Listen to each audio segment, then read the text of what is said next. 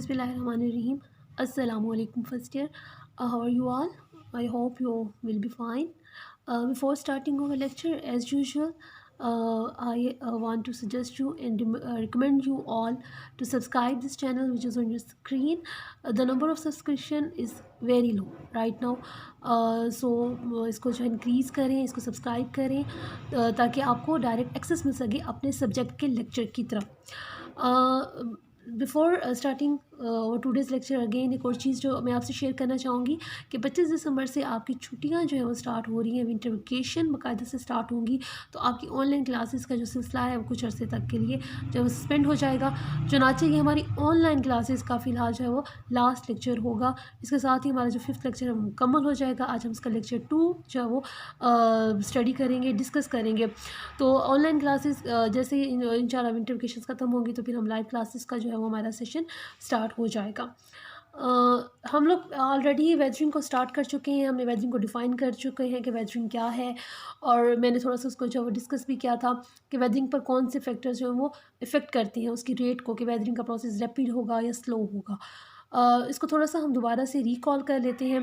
Climate का क्या role है? क्लाइमेट ये है कि जहाँ वो इलाके जहाँ पर रेनफॉल यानी हवा में नमी या बारिश ज़्यादा होती है या टेम्परेचर ज़्यादा होती है, तो उन इलाकों में क्लाइमेट जो रेट ऑफ वेदरिंग है वो ज़्यादा होगा।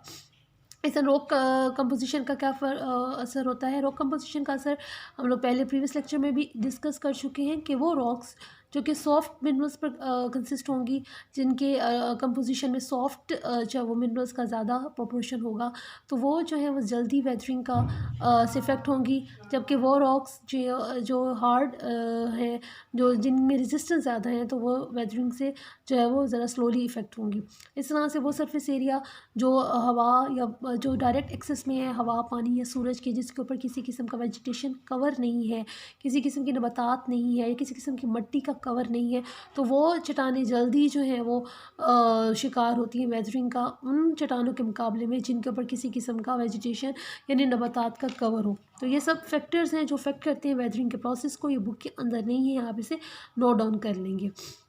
वेदरिंग का प्रोसेस हम लोग पढ़ चुके हैं। ये वो प्रोसेस है जिसके अंदर डिफरेंट केमिकल और मैकेनिकल प्रोसेस के तहत जो है वो क्या होता है, चट्टानें टूट फूट का शिकार हो जाती हैं।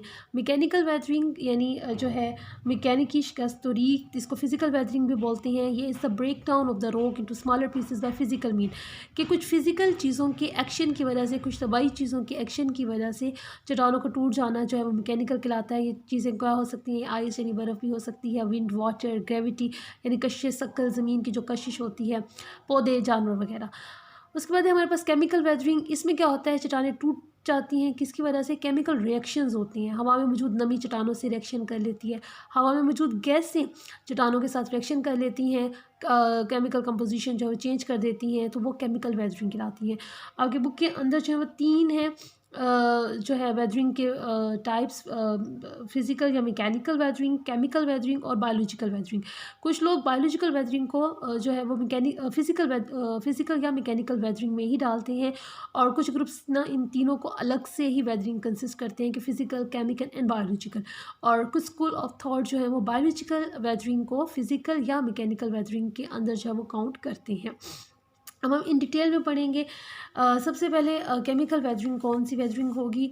हम लोग अगर रिकॉल करें तो हम लोगों ने वेदरिंग की डेफिनेशन देख ली, वेदरिंग के ऊपर जो डिफरेंट फैक्टर्स इफ़ेक्ट करते हैं हमने उनको डिस्कस कर लिया। उसके बाद हम लोगों ने देखा कि इसकी कितनी टाइप्स हैं। अब हम इन डिटेल पढ़ने जा रहे हैं। सबसे पहले हमारे पास है केमिकल वेदरिंग। केमिकल वेदरिंग में क्या होता है, चीज़ें हम लोगों ने अभी डिस्कस की कि केमिकल वेदरिंग में चट्टानें जो हैं वो टूट फूट का शिकार हो जाती हैं। किसकी वजह से? कि हवा में जो मौजूद नमी है या हवा में मौजूद जो गैसेस हैं वो इन चट्टानों के साथ एक्शन करते हैं, उनकी जो साख्त है उसको तब्दील कर देते हैं और उससे चट्टानें टूट फूट का शिकार हो जाती हैं।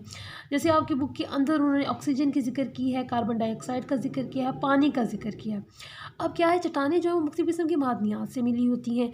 जब वो हवा में मौजूद ऑक्सीजन या हवा में मौजूद कार्बन डाइऑक्साइड पानी के साथ मिलकर इन चट्टानों पर पड़ती हैं तो बड़ा जो है वो उस पर उसको एसिडिक इफ़ेक्ट करती हैं और उन्हें तोड़ फोड़ का जो है शिकार कर देती हैं। सबसे पहले हम पढ़ेंगे कि ऑक्सीजन किस तरह से जो इफ़ेक्ट करती है, जिसको हम ऑक्सीडेशन कहते हैं। आपकी बुक के अंदर उसको अलग से मेंशन नहीं किया हुआ तो आप उसको लिख लें ऑक्सीडेशन। इसमें क्या होता है, कि जब कोई बारिश हुई है, जहाँ हवा में मौजूद नमी है, वो हवा में मौजूद ऑक्सीजन के साथ मिलकर ऑक्साइड बना देती है, ठीक है। और वो जब पानी, ऑक्सीजन वाला पानी या जो है नमी जो है जो ऑक्सीजन के मिलकर साथ मिलकर ऑक्साइड बन जाती है, जब वो चट्टान पर पड़ती है, ऐसी चट्टान पर ख़ास तौर पर जिसके अंदर लोहा मौजूद है, आयरन मौजूद है, तो क्या कर देती है वो उसको आयरन ऑक्साइड बना देती है। आयरन जो है जब वो चट्टान के अंदर मौजूद होता है वो सख्त होता है, लेकिन जब वो ऑक्सीजन के साथ मिलकर आयरन ऑक्साइड बन जाता है तो चट्टान नरम हो जाती है, उसकी कंपोजिशन नरम हो जाती है और वो फ़ौरन ही जो है वो टूट फूट का शिकार हो जाती है। यहाँ देखिए अब आयरन प्लस ऑक्सीजन मिला, ये आयरन प्लस ऑक्सीजन तो आयरन ऑक्साइड बन गया। आयरन ऑक्साइड जो है वो रस्ट हो जाती है, बिल्कुल आप कह सकते हैं कि जैसे कई दिनों तक कोई रॉड पड़ी हो लोहे की बाहर हवा में, तो उसके बाद आप उसके ऊपर देखेंगे तो आपको जो है वो ज़ंग लगा हुआ मिलेगा और इसको आपको उसके साथ इकट्ठा किया हुआ मवाद मिलेगा, वो रस्ट होता है। Notice that while iron is hard and strong rust is not. तो जो आयरन होती है वो तो सख्त होती है, लेकिन जब वो रस्ट में तब्दील हो जाती है यानी आयरन ऑक्साइड में तब्दील हो जाती है तो वो सॉफ्ट हो जाती है और उसमें जंग लगना शुरू हो जाता है और आहिस्ता आहिस्ता वो टूटती जाती है। सेम इसी तरीके से जब आप देखें, अगर आप कभी काट कर एप्पल को रखते हैं तो एप्पल जो है उसकी सतह जो है वो पिंकिश है, जब वो वाइट होती है, लेकिन जैसे ही चूँकि एप्पल के अंदर यानी सेब के अंदर आयरन जो है मौजूद होता है, तो जैसे ही हवा में मौजूद ऑक्सीजन के साथ अमल करती है तो वो उसकी जो सतह है वो रस्टी होती जाती है, ऐसे उस जैसे उसको जंग वाला कलर जो है उसका रेडिश सा होना शुरू हो जाता है और वो एप्पल जो है वो थोड़ा सा टेस्ट में भी चेंज होना जो शुरू हो जाता है। तो ये ऑक्सीडेशन का प्रोसेस होता है कि हवा में मौजूद ऑक्सीजन, हवा में मौजूद नमी या बारिश अगर होती है उसके साथ मिक्स हो जाए तो वो ऑक्साइड जो है जब वो ख़ास तौर पर ऐसे चट्टानों पर पड़े जिसके अंदर जो है ऑक्सीजन वो लोहा मौजूद हो, तो उसको आयरन ऑक्साइड यानी सॉफ्ट कर देता है और वो चट्टानें टूट फूट का शिकार हो जाती हैं। नेक्स्ट है कार्बन। हवा में मौजूद कार्बन जो है अगर हवा में मौजूद नमी के साथ या अगर बारिश हो जाती है उसके साथ मिक्स हो जाए तो वो कार्बनिक एसिड बना देती है। कार्बन इतनी ख़तरनाक नहीं होता, लेकिन जो कार्बनिक एसिड होता है वो एसिडिक हो जाता है यानी तेज़ाबी खसूसियात का हामिल हो जाता है जब वो ऐसी खासकर चट्टानों पर पड़े जिनके अंदर चूने की मकदार या लाइमस्टोन की मकदार जो है वो ज़्यादा होती है, तो वो फिर उनको सॉफ्ट कर देते हैं। चूना आपको पता है कैसे हल पजीर होने वाला है, वो उनको तोड़ फोड़ का शिकार कर देती हैं। तो जैसे अब ऊपर आपकी बुक के अंदर है, सॉरी इस वक्त आपकी स्क्रीन के ऊपर है, हवा में मौजूद कार्बन जब पानी के साथ जो बारिश की सूरत में हो रहा है उसके साथ मिलते हैं तो बन जाता है कार्बनिक एसिड। कार्बनिक एसिड जब किसी ऐसी चट्टान के साथ एक्शन करता है जिसके अंदर चूने की मकदार ज़्यादा हो, लाइमस्टोन लाइक, तो उसको कैल्शियम बाइकार्बोनेट में तब्दील कर देता है। अब ये लाइमस्टोन इतना जो है वो नरम नहीं होता, लेकिन जब वो कैल्शियम बाइकार्बोनेट में तब्दील हो जाता है तो वो बहुत सॉफ्ट चट्टान हो जाती है। तो ये क्या हो जाता है, आहिस्ता आहिस्ता ये चट्टान दूसरे अवामल जैसे हवा ने वहाँ से एक्शन किया, जब पानी वहाँ से गुजरा तो वो उन चट्टानों, ये यानी बाज़ का वेदरिंग का प्रोसेस हमें मालूम है कि ये चीज़ें एक जगह से दूसरी जगह ट्रांसफ़र नहीं करते, लेकिन क्या कर देती हैं जो चट्टानों को नरम कर देती हैं, वेदरिंग के प्रोसेस उसको जो है वीक कर देती हैं, कमज़ोर कर देती हैं और आहिस्ता आहिस्ता चट्टानें क्या हो जाती हैं, टूट फूट का शिकार हो जाती हैं। इसी तरह से जो है केमिकल प्रोसेस जो है एक तीसरी चीज़ है, जब पानी का एक्शन होता है हम उसमें क्या होता है वो कहलाता है हाइड्रेशन का। उसमें क्या हो जाता है, पानी चट्टानों को अपने अंदर हल करके ले जाता है किसी और जगह पर, जैसे बारिश का पानी है तो अपने अंदर चीज़ों को, स्ट्रक्चर को, मिनरल्स को, यानी जो चट्टानें हमें पता है मुख्तलिफ़ किस्म की मादनियात से मिली होती हैं, जब बारिश का पानी ऐसी मादनियात पर पड़ता है तो क्या कर देता है उनको, उनके कंपोजिशन को यानी उनके साफ़ को तब्दील कर देता है, ठीक है। तो वो जो है वो जल्दी भी जो है टूट फूट का शिकार हो जाती है, उनको सॉफ्ट कर देता है। तो ये प्रोसेस जो है वो हाइड्रेशन का कहलाता है कि हवा में मौजूद नमी बारिश की सूरत में जब किसी चट्टान पर पड़ी तो उसने उसकी कंपोजिशन को चेंज कर दिया, चट्टानें सख्त थी, पानी उसके अंदर मिक्स हुआ तो नरम हो गई और वो इस तरह से आसानी से टूट फूट का शिकार हो जाती है। केमिकल एक्शन आमतौर पर गर्म मरतूब इलाकों में ज़्यादा होता है, गर्म जिनका टेम्परेचर ज़्यादा हो, मरतूब जिनमें नमी की मकदार ज़्यादा हो। कहते हैं वो इलाके जहाँ टेम्परेचर बढ़ता है तो उसके साथ साथ केमिकल अमल की जो शरह है वो भी डबल होती जाती है, यानी सिर्फ 10 डिग्री सेंटीग्रेड कहीं का बढ़ जाए तो वहाँ पर केमिकल प्रोसेस जो हो रही होती हैं उनका रेट डबल हो जाता है। तो यानी मुख्तलिफ आबोहवा, वो इलाके जहाँ खुश्की है वो वहाँ पर वेदरिंग का प्रोसेस और होगा, वो इलाके जहाँ नमी है, टेम्परेचर ज़्यादा है, वहाँ पर वेदरिंग का प्रोसेस या उसकी स्पीड और होगी।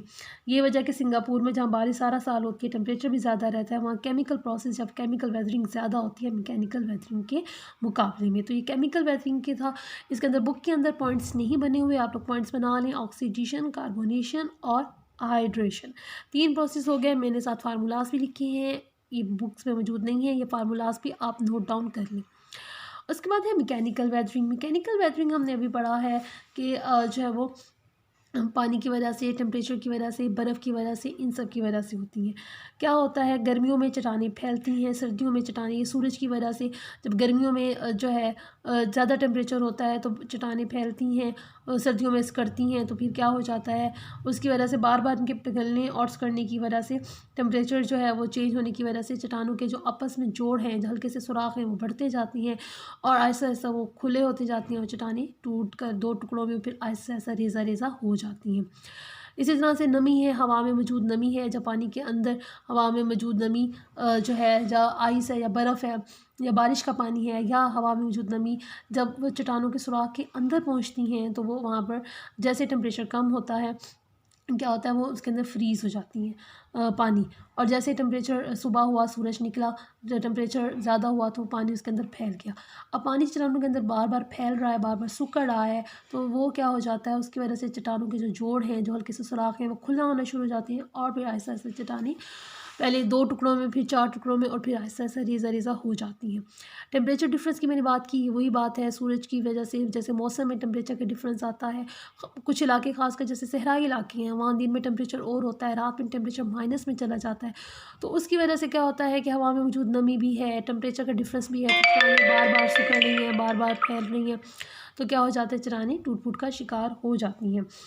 इसमें क्या होता है, पहले चट्टानें बड़े बड़े ब्लॉक्स की सूरत में यानी एंगुलर गोशादार में चेंज होती हैं, फिर आहिस्ता आहिस्ता जो है वो रेज़ा रेज़ा हो जाती हैं। समटाइम चट्टानें इस तरह से भी टूटती हैं कि पहले उसकी बाहर की सतह टूटी, फिर जैसे एक्सफोलिएशन उन्होंने परत रेज़ी का कहा है, जैसे अनियन यानी आपका प्याज हम जैसे वो काटते हैं, जब वो परत फॉर्म में होता है, एक लेयर फिर दूसरी लेयर, तो समटाइम चट्टानें ऐसे भी टूटती हैं कि एक लेयर पहली टूटी, फिर दूसरी, फिर तीसरी, इस तरह एक्सफोलिएशन का प्रोसेस भी जो है वो होता है। मैकेनिकल वेदरिंग के नतीजे में जो है वो ये प्रोसेस होती हैं, यानी इसमें कोई केमिकल कंपोजिशन चेंज नहीं होती, इसमें हवा, पानी, नमी, टेम्परेचर का डिफरेंस, उनकी वजह से चट्टानें बार बार फैलती, सिकुड़ती हैं और उसकी वजह से टूट फूट का जो है वो शिकार हो जाती हैं। उसके बाद है तीसरा बायोलॉजिकल वेदरिंग। ये कुछ लोग इसे फिज़िकल वेदरिंग या मैकेनिकल वेदरिंग में भी डालते हैं और कुछ इसे अलग से भी कंसीडर करते हैं। इसमें क्या हो जाता है, इसमें बहुत सारे प्रोसेस हैं, ख़ास तौर पर बायोलॉजिकल यानी इंसान, जानवर, पौधों के डिफरेंट एक्शन की वजह से जो है चट्टानें शिकस्ता हो जाती हैं और टूट फूट का शिकार हो जाती हैं। जैसे बहुत बड़े बड़े दरख्त हों तो उनकी जो जड़ें हैं वो अंदर की तरफ जब फैलती हैं तो वो क्या कर देती हैं, नीचे से ज़मीन को खोखला कर देती हैं। उसकी जड़ें ज़मीन की अंदर जब पहुँचती हैं तो वो मिट्टी को क्या कर देती हैं, भुरभुरी सी कर देती हैं। आपने देखा होगा अक्सर जब बड़े बड़े दरख्त नीचे गिरे हुए होते हैं तो उनके साथ जो है वो समटाइम अगर वो जड़ों के साथ निकले होंगे तो बहुत बड़ा होल करके जो है वो बहुत बड़ा सुराख सा करके जो है वो नीचे गिरते हैं।